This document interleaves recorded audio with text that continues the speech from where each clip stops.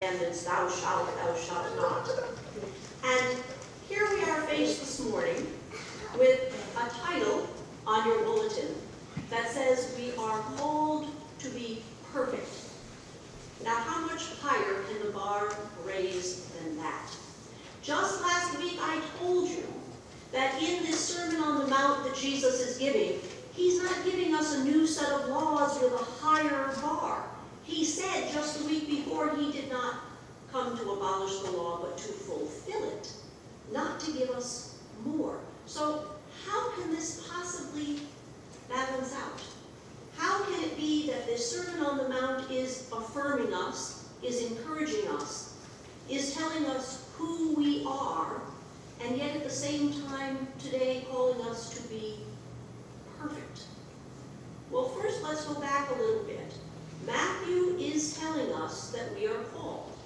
And he starts out at our baptism saying we have been called the children of God. That is who we are now. And then we are called to follow Jesus because Jesus, the Son of God, will show us how to be the children of God. What does it mean to be a child of God? How do you be a child of God? Well, Jesus will model this and he will teach us. And we are told we are called by name, that we have a purpose, that we have meaning in the world because we have been called. And then in this great Sermon on the Mount, we are told the community that we've been called to, because when we answer the call to follow Jesus, we look around and we see it's not just me, but it's a group. He starts out by saying we're happy. Happy are those who belong to this group, because whatever needs you have are going to be met by the community.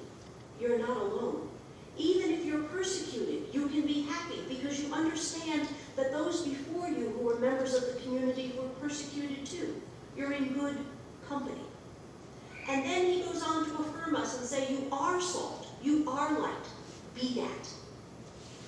And last week we heard about God's math, that in this community we are about addition and multiplication, and anything that subtracts from who we are or divides us is not of us.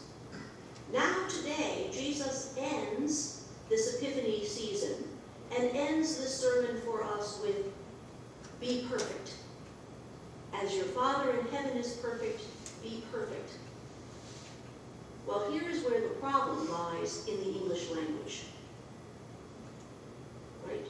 When we think of perfect, we think absolutely everything is in place. Absolutely every line is straight, every circle is completely round. There is not a single thing that is even a bit off with it. It is perfect. And yet, I think we can understand this word perfect better if we think about a newborn baby. Every mother who sees her newborn baby immediately counts the fingers, counts the toes, looks and says, oh yeah, 2 eyes, 2 ears, there's a mouth, it's got a tongue in there. He's perfect. And anybody else might say, well, you know, those ears are rather big. That mouth's a little crooked.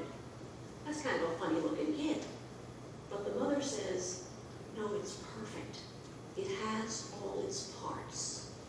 And that's what this word perfect in the gospel this morning means. In the Greek is teleios. I don't expect you to memorize Greek. But it means having all its parts, being completely formed, being whole. So going backward from the word perfect at the end of the gospel, coming up a few lines, Jesus says, because you're children of God, you need to be like God. The point of today's lesson is to show us what does it mean to be a child of God if we're fully formed, if we have all 10 fingers, all 10 toes, if we have all of our parts, so that we look like our Father in heaven.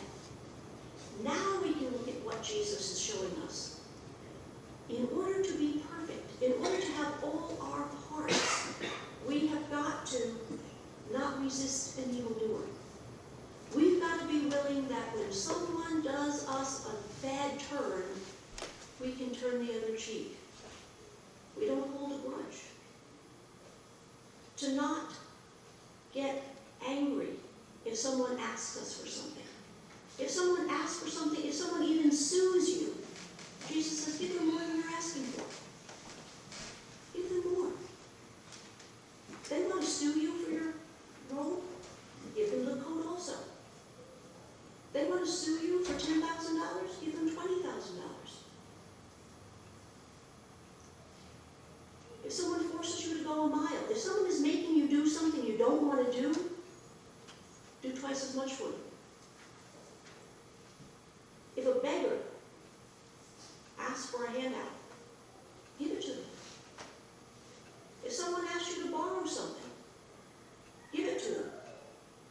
You have enemies? Love them.